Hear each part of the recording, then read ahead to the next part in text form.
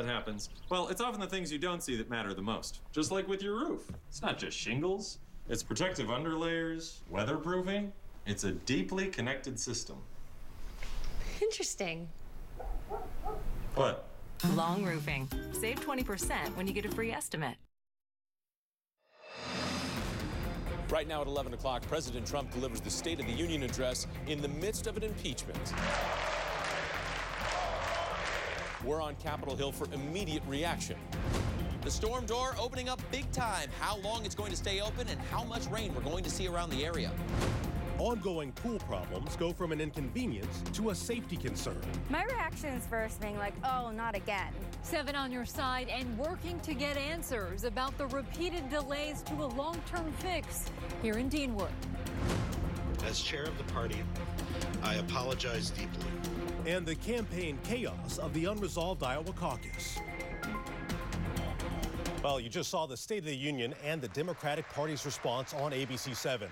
Right now at 11, you get to participate. Grab your phone and go to WJLA.com/vote now to grade the president. The results will show live as you participate. And while you're doing that, we're going to go to ABC 7's Jonathan Elias to anchor our coverage from the Capitol. Jonathan. Carl, thanks very much. You know, when you think about it, this really is a critical night. The caucuses and primary season now is underway, and the president delivering the State of the Union, which tomorrow is the final impeachment trial. That could be the end of it. Could be an acquittal for the president. And he didn't mention the I word at all tonight in his State of the Union address. Instead, he was focusing on his accomplishments and the economy. After decades of flat and falling incomes, wages are rising fast, and wonderfully, they are rising fastest for low-income workers who have seen a 16% pay increase since my election.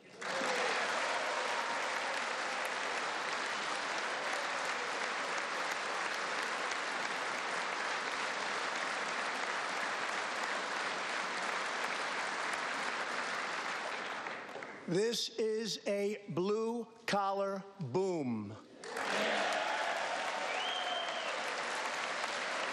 There are those who want to take away your health care, take away your doctor, and abolish private insurance entirely. 132 lawmakers in this room have endorsed legislation to impose a socialist takeover of our health care system, wiping out the private health insurance plans of 180 million very happy Americans. To those watching at home tonight, I want you to know we will never let socialism destroy American health care.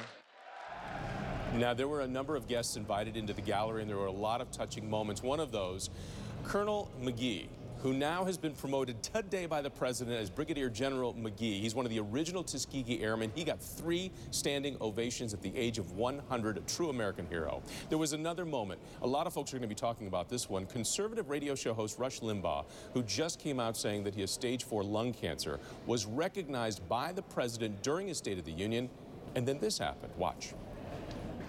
I am proud to announce tonight that you will be receiving our country's highest civilian honor, the Presidential Medal of Freedom.